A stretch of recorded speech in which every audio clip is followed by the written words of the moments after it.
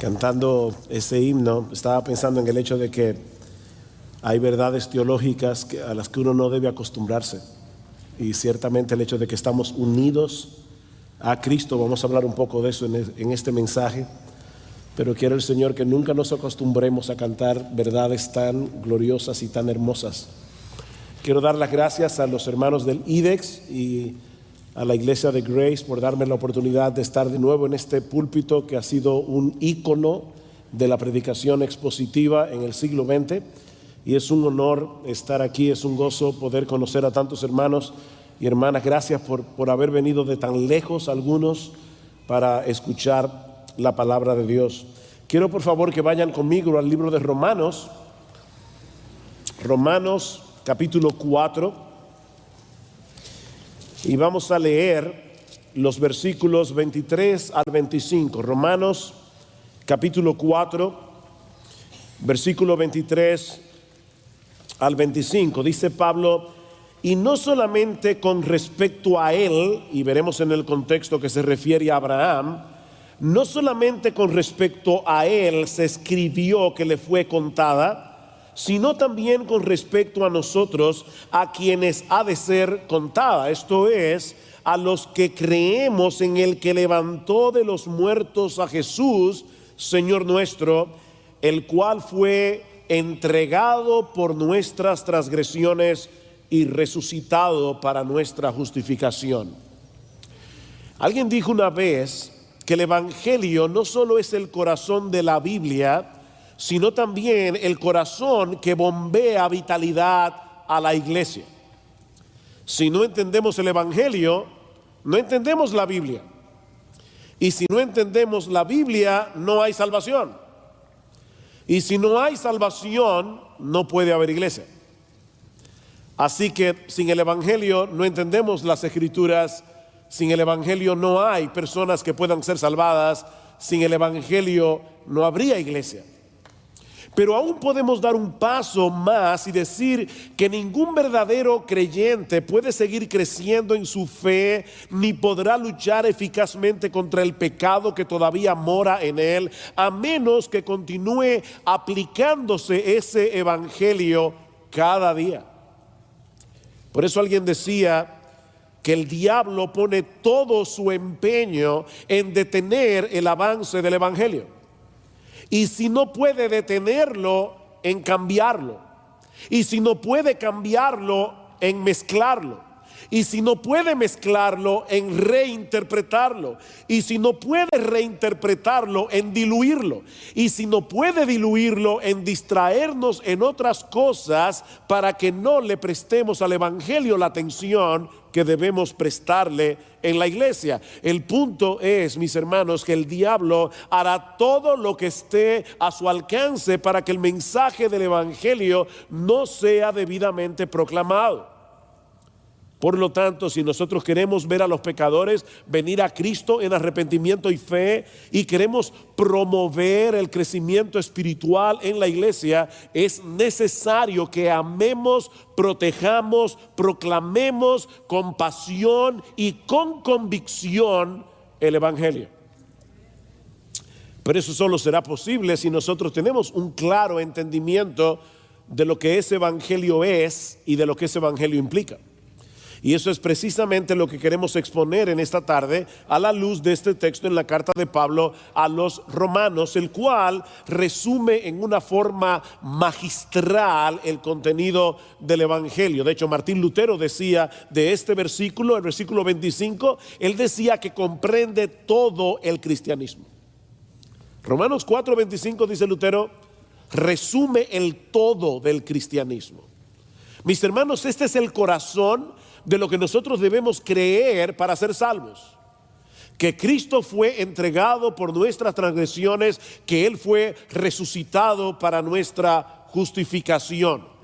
Ahora, para poder entender esta declaración de Pablo, tenemos que entender que es una conclusión de algo que Pablo viene tratando ya a través de todo el capítulo 4, en el que usa el ejemplo de Abraham y el ejemplo de David para probar que la justificación es por medio de la fe sola. Estamos celebrando en unas semanas estaremos celebrando el 500 aniversario de la Reforma Protestante, y este fue el caballo de batalla de la Reforma. La doctrina de la justificación por la fe sola, no por nuestros méritos personales. Dice Pablo en Romanos capítulo 4, versículo 1, ¿qué pues diremos que halló Abraham, nuestro padre según la carne? ¿Qué halló Abraham? En otras palabras, ¿hay algún mérito que podamos atribuirle a Abraham? ¿Algo que él haya hecho y que lo ayudara a ganarse el favor de Dios? Bueno, ¿saben qué? Los judíos creían que sí, que Abraham tenía méritos. De hecho, Abraham era considerado por muchos rabinos como el único hombre justo de su generación. Así que Pablo, en una forma muy inteligente y claramente inspirado por el Espíritu de Dios, está dando aquí a los judíos por donde le duele.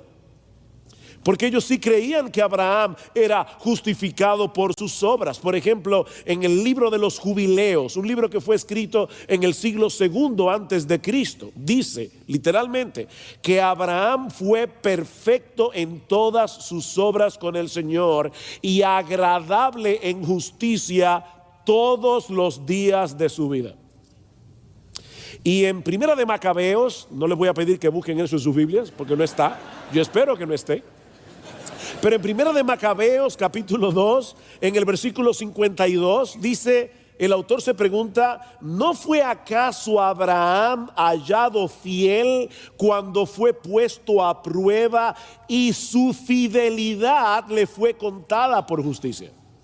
Interesante, porque el autor de Macabeos está citando aquí Génesis capítulo 15 versículo 6, que es el pasaje que el apóstol Pablo va a citar ahora. Dice, porque si Abraham fue justificado por las obras, él tiene de qué gloriarse, pero no para con Dios, porque ¿qué dice la escritura? Génesis 15:6, creyó Abraham a Dios y le fue contado por justicia. De hecho, en cierta medida, todo el capítulo 4 de Romanos es una explicación, es un desarrollo de Génesis capítulo 15 versículo 6. Abraham creyó y por eso fue justificado por medio de la fe. Él fue declarado justo en el tribunal de Dios por medio de la fe, no porque la fe tenga algún mérito, porque aún la fe es un regalo de Dios. Él simplemente se apropió de algo que Dios le otorgó gratuitamente por gracia. Dios le otorgó justicia a Abraham como un don gratuito, del cual él se apropió por medio de la fe. Ahora, el punto central de este capítulo es que esa forma por medio de la cual Abraham fue justificado es la forma a través de la cual Dios justifica a todo pecador. Dios siempre ha estado justificando a los pecadores desde el Antiguo Testamento, por medio de la fe sola. Noten lo que sigue diciendo Pablo en el versículo 4, pero al que obra no se le cuenta el salario como gracia, sino como deuda, mas al que no obra, sino cree en aquel que justifica al impío, su fe le es contada, le es imputada como justicia, por justicia al que obra. No solamente a Abraham, a cualquiera, puede ser chileno, puede ser argentino, puede ser hasta mexicano, todo. Cualquiera que crea, es porque lo que dijo Michael, no fui yo que dije eso. Yo amo a los mexicanos. Pero cualquiera que cree es justificado por medio de la fe. De hecho, noten cómo comienza el texto que vamos a exponer en esta tarde, versículo 23. Y no solamente con respecto a él se escribió que le fue contada, que la fe le fue contada por justicia. En otras palabras, lo que Pablo está diciendo aquí es que el Espíritu Santo inspiró a Moisés para que incluyera esa declaración de Génesis capítulo 15 versículo 6, no solo por causa de Abraham, sino por causa de todos nosotros. No solo por él se escribió eso, se escribió por todos los creyentes a lo largo de la historia, que al igual que Abraham habrían de ser justificados por la fe. Ahora, Noten que Pablo no dice aquí simplemente que todo aquel que cree será salvo. No se trata de una fe sin contenido. No es una fe en algo. Es una fe en alguien que hizo algo específico para salvar a pecadores. Y mis hermanos, es importante que hagamos esa aclaración por el tipo de espiritualidad que muchos tienen en el día de hoy. Así que voy a hacer una declaración que quizás para algunos les resulte chocante, pero creer en Dios no salva a nadie. Creer en Dios no salva. El infierno estará lleno de personas que creen en Dios. De hecho, la Biblia dice en Santiago capítulo 2 versículo 19 que aún el diablo cree que Dios es uno y no por eso deja de ser diablo. Lo que Pablo dice en este texto es que solo serán salvos aquellos que creen en aquel que levantó de los muertos a Jesús nuestro Señor, el cual fue entregado por causa de nuestras transgresiones y resucitado para nuestra justificación. Y hay dos cosas fundamentales aquí que constituyen la esencia de nuestra fe y que vamos a estar exponiendo en este sermón. La primera es que Cristo fue entregado por nuestras transgresiones. Muchos conocen y aceptan el hecho de que Jesús murió crucificado el Viernes Santo. Pero el conocimiento de ese hecho histórico no salva a nadie. La fe que justifica es aquella que abraza de todo corazón el significado de esa muerte. Que Jesús no murió como un mártir, sino como un salvador. Y hay una diferencia fundamental en esto. Saber que Cristo murió el Viernes Santo no hace ninguna diferencia, a menos que aceptemos la razón de esa muerte. Yo supongo que muchas de las personas que escucharon a los apóstoles predicando acerca de la muerte de Cristo en la cruz, trajeron a sus mentes el caso de Sócrates, sobre todo si eran de origen griego, porque Sócrates fue condenado por enseñar filosofía a los jóvenes atenienses, de manera que los alumnos de Sócrates, entre ellos el mismo Platón, veían a Sócrates como un mártir de la verdad. Así que probablemente cuando los apóstoles decían Cristo murió en la cruz, ellos decían, bueno, a Sócrates también lo martirizaron, lo mataron. Pero lo que Pablo está diciendo de Jesús en nuestro texto es muy diferente. Mis hermanos, el corazón del evangelio no es que Cristo murió en la cruz del Calvario. El corazón del evangelio es que Él fue entregado por nuestras transgresiones. Él fue entregado. Y por el contexto es obvio que Pablo se refiere a Dios el Padre como aquel que le entregó. Porque dice en el versículo 24, sino también con respecto a nosotros, a quienes ha de ser contada, esto es, a los que creemos en el que levantó de los muertos a Jesús. ¿Quién es el que levantó de los muertos a Jesús? Dios el Padre. Por lo tanto, Dios el Padre es el sujeto del entregó. Dios el Padre entregó a su Hijo.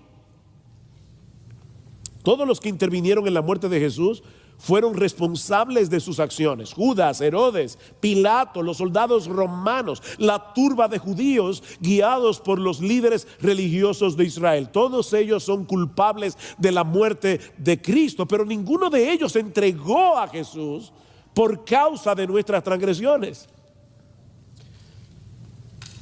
Aunque ellos no tenían ni idea de lo que estaba sucediendo detrás de la escena, cada uno de ellos estaba siendo instrumento del decreto soberano de Dios.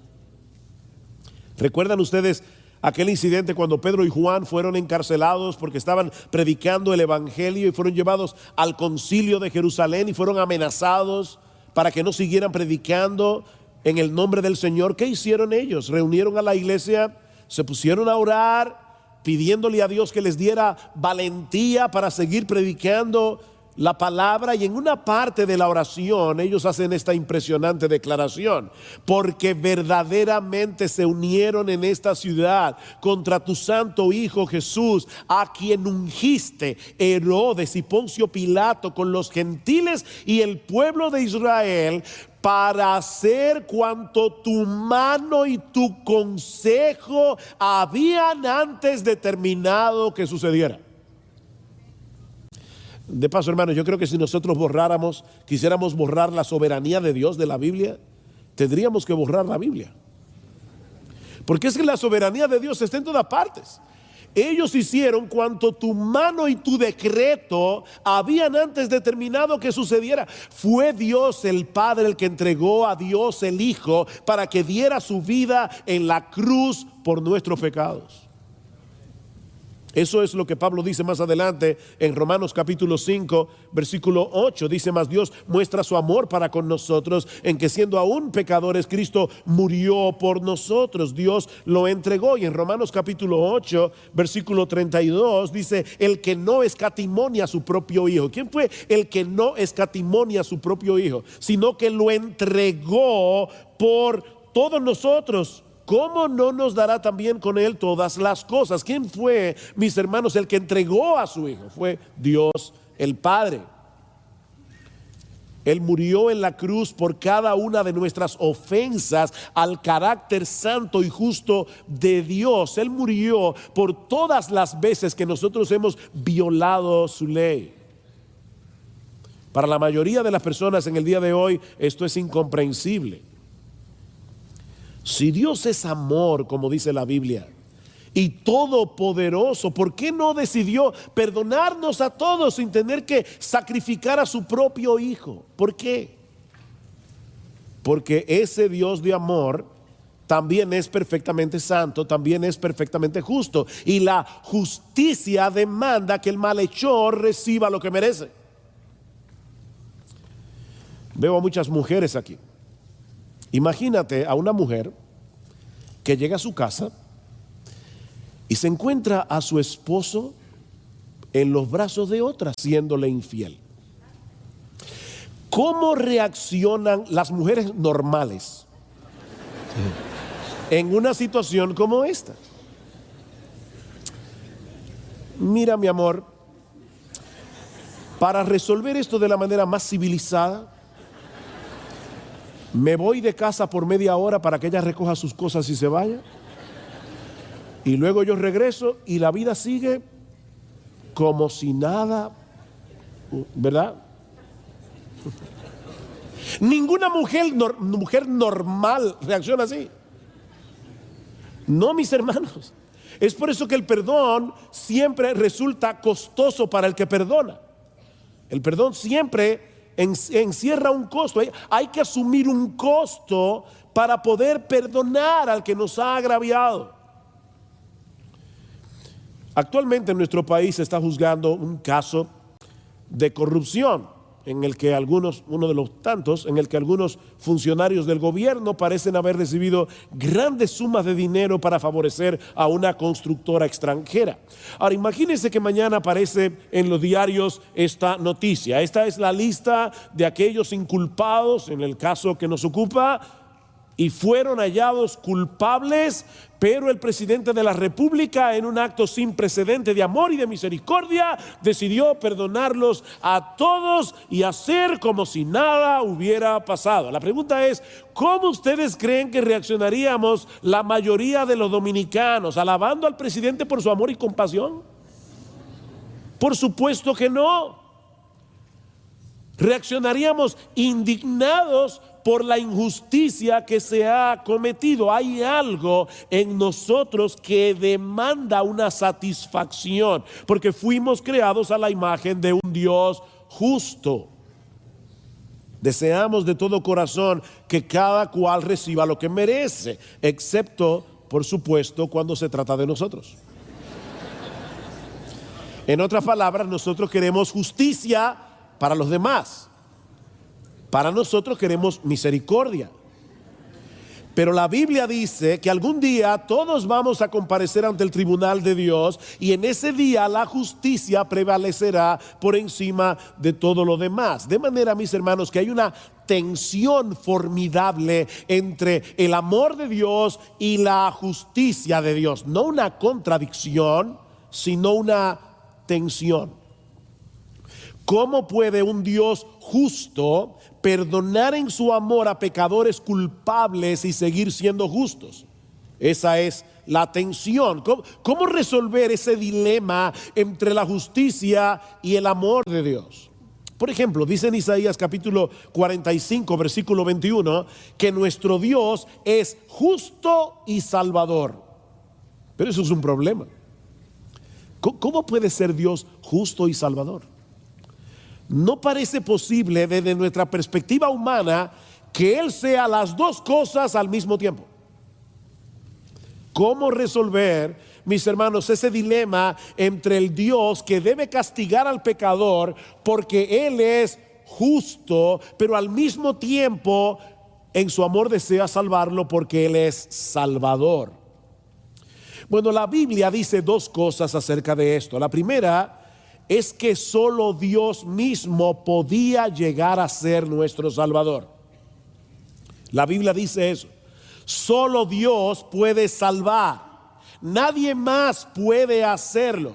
Mis hermanos, lo que estamos diciendo es que solo Dios puede salvarnos de su ira. Solo Dios. Isaías 43:11, yo soy el Señor y fuera de mí no hay salvador. Y el salmista dice en el Salmo capítulo 3 versículo 8 que la salvación le pertenece al Señor. Ni el ángel más poderoso y puro podía hacer eso. Solo Dios puede salvar a los pecadores. Pero la Biblia nos enseña también que el Salvador tenía que ser un miembro de la raza humana para que pudiera representar al hombre culpable y rebelde en el tribunal de Dios y pagar por sus rebeliones. En el mismo momento en que Adán y Eva pecaron contra Dios en el huerto del Edén, Él promete enviarles un Salvador a un ser humano nacido de mujer. ¿Recuerdan la profecía de Isaías capítulo 53? ¿Cómo se describe a este Salvador en ese texto? Un varón de dolores, experimentado en quebrantos. Así que no había alternativa.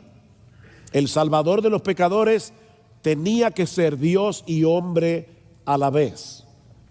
Fue por eso que la segunda persona de la Trinidad asumió una naturaleza humana semejante en todo a la nuestra, pero sin pecado, y luego fue a la cruz a morir en nuestro lugar. Mis hermanos, Dios entregó lo que Él más amaba a su Hijo Jesucristo para que Él pagara nuestra deuda y así poder perdonar a pecadores culpables que le odiaban, manteniendo intacta su justicia. El Hijo fue entregado por el Padre por causa de nuestras transgresiones.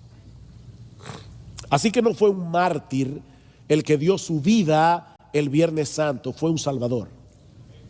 El Rey del universo, que decidió voluntariamente y en obediencia a su Padre recibir en lugar de pecadores el castigo de la justa ira de Dios por todos y cada uno de nuestros pecados.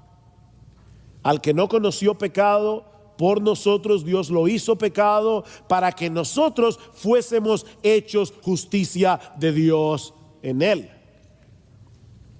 Pero esa no es toda la historia. Si Cristo hubiera muerto en la cruz y no se hubiera levantado vivo de la tumba, su muerte habría sido en vano. No tendríamos ningún evangelio que predicar. Ese es el argumento de Pablo en 1 Corintios capítulo 15, que es el gran capítulo del Nuevo Testamento sobre la doctrina de la resurrección. Algunos en Corinto estaban negando la posibilidad de una resurrección corporal. Y Pablo les dice, si no hay resurrección de muertos, tampoco Cristo resucitó. Y si Cristo no resucitó, vana es entonces nuestra predicación, vana es también vuestra fe, aún estáis en vuestros pecados. Lo que Pablo está diciendo aquí en 1 Corintios 15 es lo mismo que dice en Romanos capítulo 4.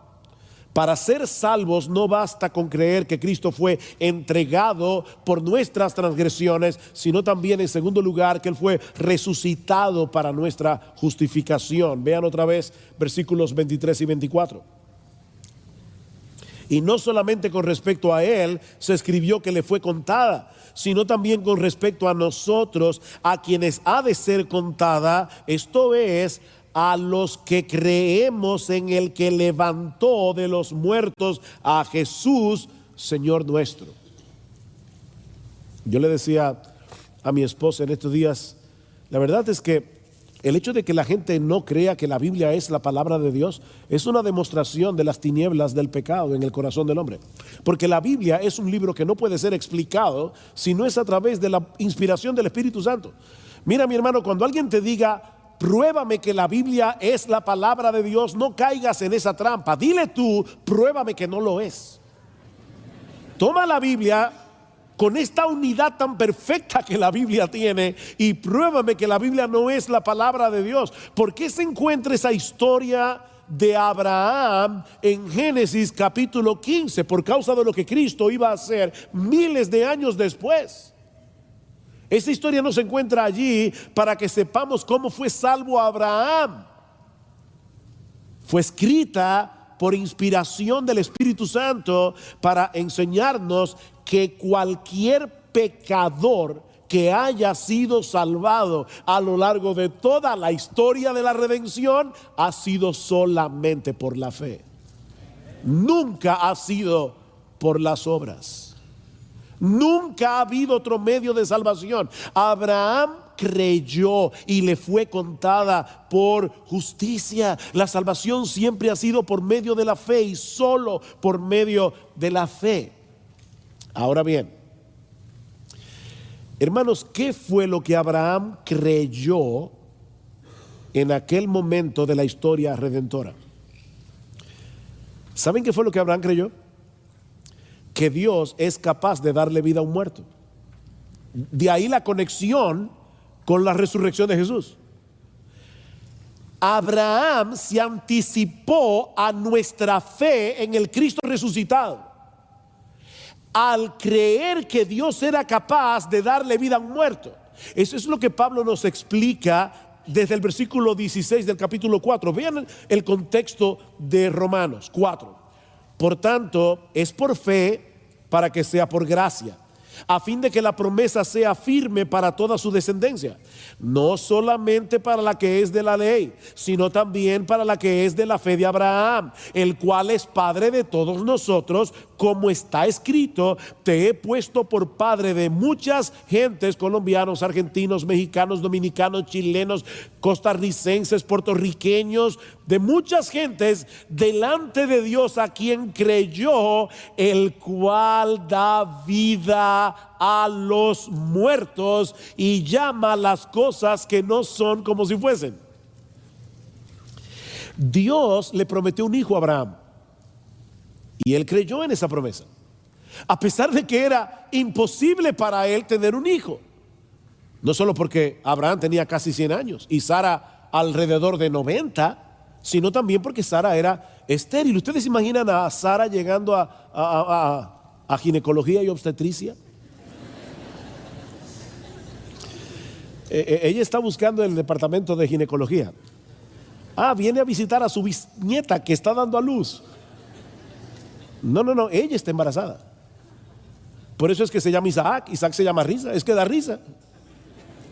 Ciertamente, eso era increíble que Sara estuviera embarazada de Abraham. De hecho, hay algo interesantísimo. Otra vez veo la fantástica unidad de las Escrituras. Abraham, que es el padre de la fe, ¿verdad? No sin entre comillas, él es el padre de la fe, pero no era perfecto, y Abraham en 2 ocasiones puso a Sara en riesgo. En Génesis capítulo 12 no se nos queda claro en la Biblia si Sara fue tocada por esta persona que la tomó en su harén. No lo vemos claro. El autor del Génesis no aclara eso. Pero la segunda vez que eso pasa, en Génesis capítulo 16, ahí sí se aclara de una manera evidente que Abimelech no tocó a Sara. ¿Por qué en un capítulo se enfatiza una cosa y en el otro no? Porque en el capítulo siguiente iban a ser Isaac. Y era importante que todos nosotros supiéramos que ese niño era hijo de Abraham. Si no se hubiera colocado por el Espíritu Santo ese detalle de que Abimelech no tocó a Sara, cualquiera hubiera dicho, ese viejo no es el hijo de ese niño. Sin embargo, todos sabemos ahora que Isaac era hijo de Abraham y de Sara. Era algo imposible, pero nuestro Dios es omnipotente, nuestro Dios es todopoderoso. Él puede hacer exactamente lo que Él promete.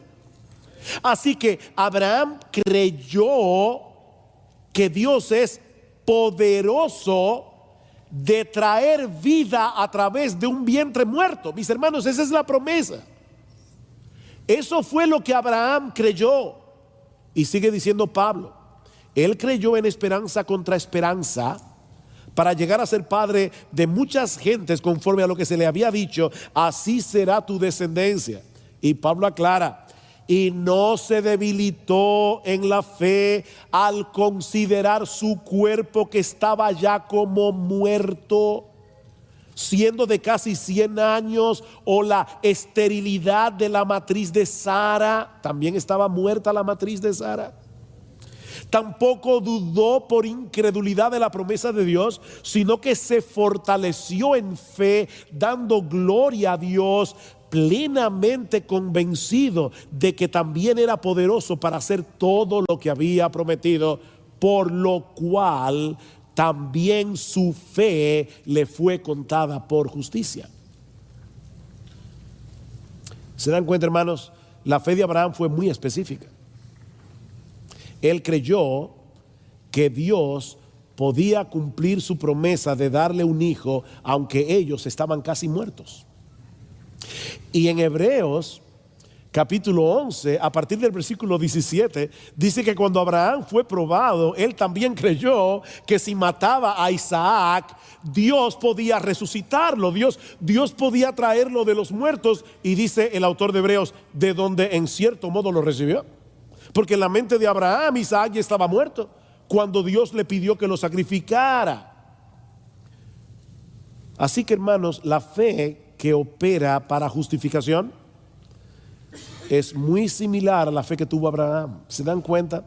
Por eso dice Pablo, versículo 23 otra vez, y no solamente con respecto a él se escribió que le fue contada, sino también con respecto a nosotros, a quienes creemos que ha de ser contada. Esto es a los que a quienes ha de ser contada, perdón. Esto es a los que creemos en el que levantó de los muertos a Jesús, Señor nuestro, el cual fue entregado por nuestras transgresiones y resucitado para nuestra justificación. La fe de Abraham se anticipa en muchos sentidos a nuestra fe.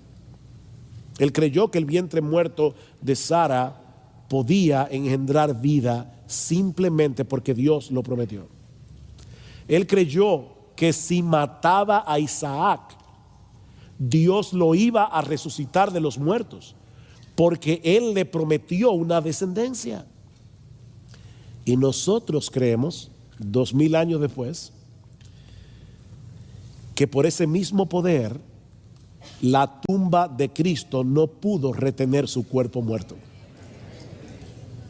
sino que al tercer día salió vivo y victorioso de allí para no ver muerte nunca más. Cristo fue entregado por nuestras transgresiones, Él fue resucitado para nuestra justificación. Y al levantar de los muertos a Cristo, Dios el Padre estaba declarando que su justicia había quedado plenamente satisfecha por medio de la muerte de su Hijo. Por eso fue que Cristo exclamó al final, consumado es.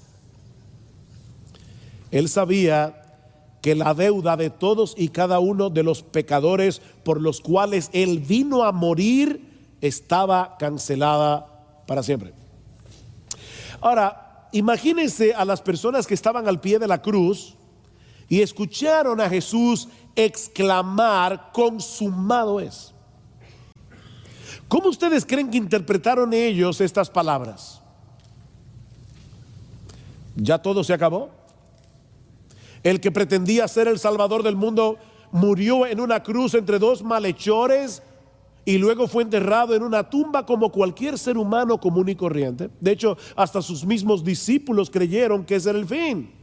¿Recuerdan en Lucas 24? Nosotros esperábamos que Él era el que había de redimir a Israel. Para ellos todo había terminado en la cruz. Pero gloria al Señor, la historia no termina el Viernes Santo. Llega el domingo de resurrección y Dios el Padre hace una tremenda declaración al levantar a su Hijo de los muertos. Este es mi Hijo amado, en el que siempre me he complacido. Él ha satisfecho plenamente mi justicia muriendo en la cruz del Calvario. Su sacrificio ha sido aceptado en la corte celestial para que todo aquel que en Él cree no se pierda, mas tenga vida eterna. ¡Wow! ¡Gloria al Señor! Él fue resucitado para nuestra justificación. Pero no solo eso, mis hermanos, es porque Cristo resucitó y está vivo, que hoy podemos unir nuestras vidas a la suya por medio de la fe, de tal manera que su justicia viene a ser nuestra por el simple hecho de creer. Escuchen lo que sigue diciendo Pablo un poco más adelante en Romanos capítulo 8, versículo 1. Ahora pues ninguna condenación hay para los que están en Cristo Jesús, los que no andan conforme a la carne, sino conforme al Espíritu. Muchas personas nos preguntan, ¿se puede perder la salvación? ¿Qué dice este texto? No hay ninguna condenación.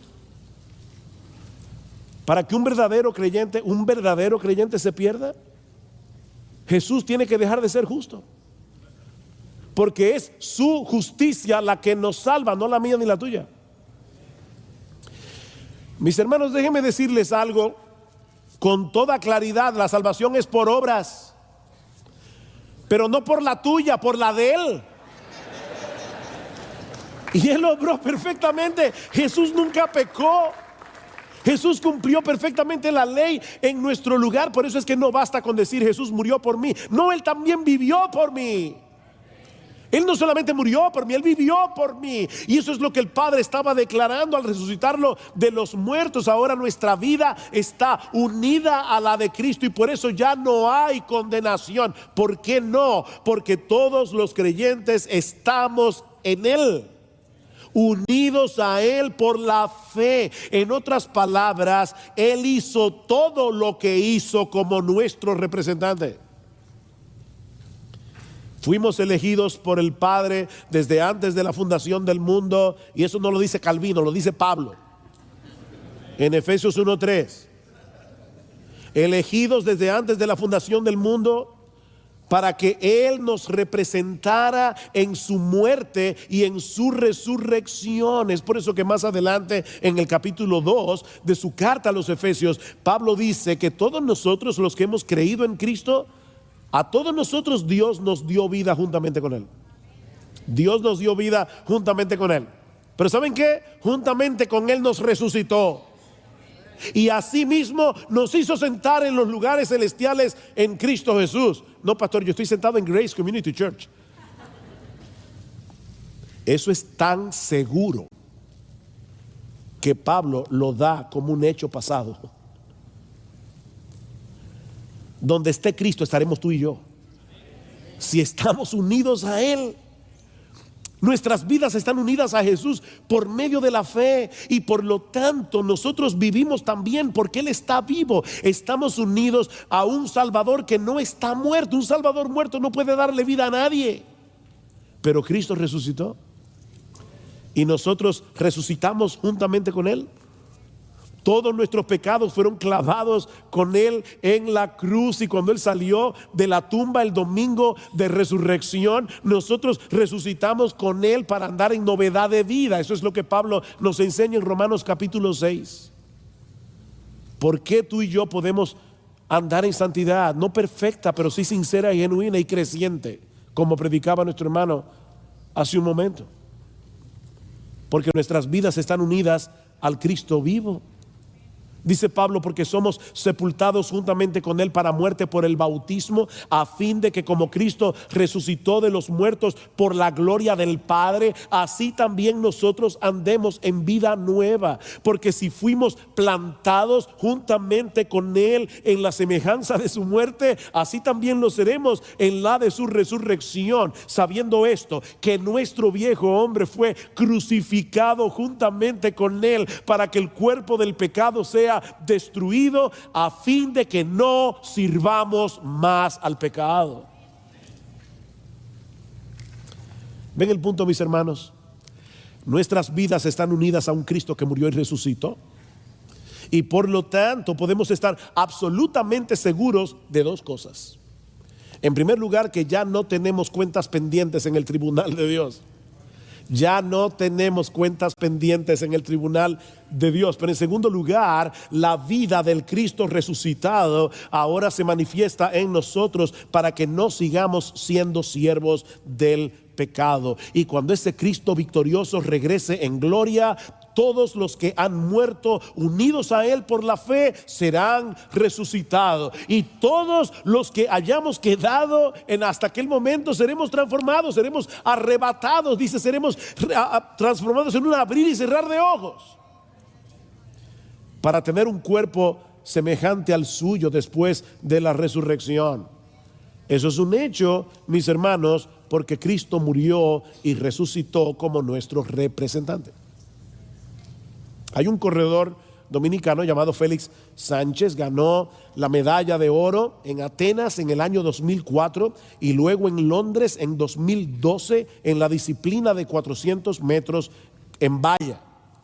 Y todos los dominicanos nos sentimos representados en su victoria. Qué emoción ver a Félix Sánchez recorriendo todo el estadio en Londres con la bandera dominicana. Pero ¿saben qué? Aunque en cierto modo él ganó esa medalla para todos nosotros, lo cierto es que ninguno de nosotros tiene esa medalla en su casa. Eso también es un hecho. Ni disfrutamos de la fama de Félix Sánchez. 2012, 2013, 2014, 15, 16, 17, a mí nunca nadie me ha pedido un autógrafo por eso. Cuando Félix Sánchez sale a la calle, a él le piden el autógrafo, no a mí porque soy dominicano.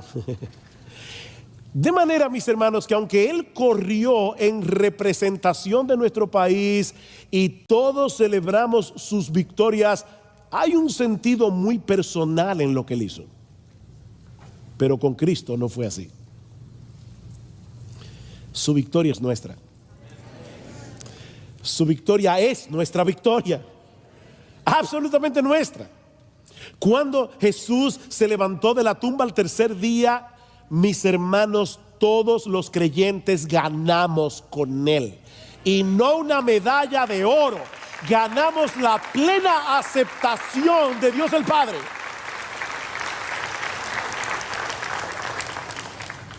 Como si fuéramos tan justos como Dios el Hijo. Mira, mi hermano, yo no sé, mi hermana, cómo fue tu vida antes de ser cristiano, cristiana. Para Dios tú nunca has roto un plato. La justicia de su Hijo es tuya por medio de la fe. Únicamente por medio de la fe. Así que celebremos con gozo, mis hermanos, que nuestro Señor Jesucristo resucitó. Ya no hay condenación para nosotros, porque en aquella tumba vacía quedaron enterrados todos nuestros pecados, para que hoy podamos acercarnos con toda confianza y libertad ante el trono de la gracia y allí encontrar gracia para el socorro oportuno. Gocémonos en la esperanza ciertísima de que algún día nuestro bendito Señor y Salvador transformará el cuerpo de la humillación nuestra para que sea semejante al cuerpo de la gloria suya, por el poder con el cual también puede sujetar así todas las cosas. Y mientras tanto, vivamos en el poder del Cristo resucitado, recordando que el pecado que todavía mora en nosotros ya dejó de ser nuestro rey y no puede dominarnos a su antojo. Mis hermanos, Cristo en la cruz venció al diablo, al pecado y al mundo porque Él resucitó. Y todos aquellos que hemos creído en Él somos más que vencedores por medio de aquel que nos amó. Es ese evangelio que ofrece una salvación tan grande, solo por Cristo, solo por gracia, solo por medio de la fe, el que nosotros debemos defender y proclamar en nuestras iglesias semana tras semana, sin cambiarlo, sin mezclarlo, sin reinterpretarlo y sin diluirlo. Porque es ese mensaje del evangelio el que nosotros encontramos a lo largo de toda la escritura, y es ese mensaje el que Dios ha prometido usar para salvar a los pecadores y para edificar a su iglesia. Pastores, no piensen que porque ya se convirtieron ya no necesitan el evangelio esas personas allí en su iglesia. Tú necesitas el evangelio, ellos necesitan el evangelio y van a necesitar el evangelio hasta que lleguen seguros a la presencia de Dios. Mis hermanos, no demos por sentado el evangelio, no demos por sentado el evangelio, porque si hay algo que el pecador necesita para ser salvo y el creyente para crecer en santidad, es escuchar el poderoso mensaje de que somos justificados únicamente por medio de la fe en la persona y la obra de nuestro precioso, bendito, glorioso Señor y Salvador Jesucristo.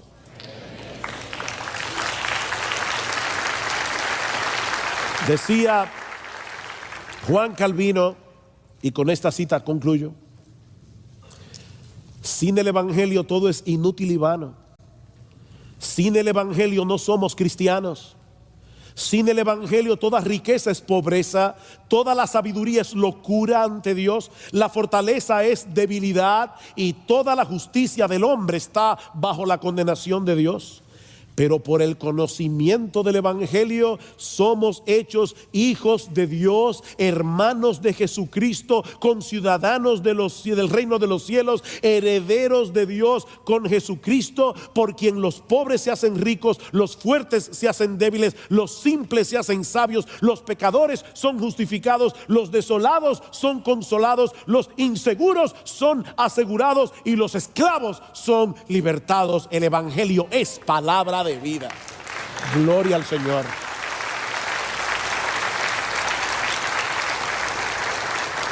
Vamos a orar. Padre, nosotros queremos darte gracias por habernos dado en esta tarde la oportunidad de predicar una vez más tu palabra. Gracias, oh Señor, por darle el privilegio a hombres comunes y corrientes, pecadores, salvados por Cristo a través de ese mismo evangelio, poder predicar ese evangelio a otros. Alabado sea tu nombre, Señor. Glorias sean dadas únicamente a ti. Ayúdanos a ser fieles mientras seguimos proclamando con fidelidad este mensaje de salvación, cuyo centro es Cristo y este crucificado y resucitado para nuestra justificación. Gracias, oh bendito Rey, por nuestro bendito Salvador, en cuyo nombre pedimos estas cosas. Amén y amén.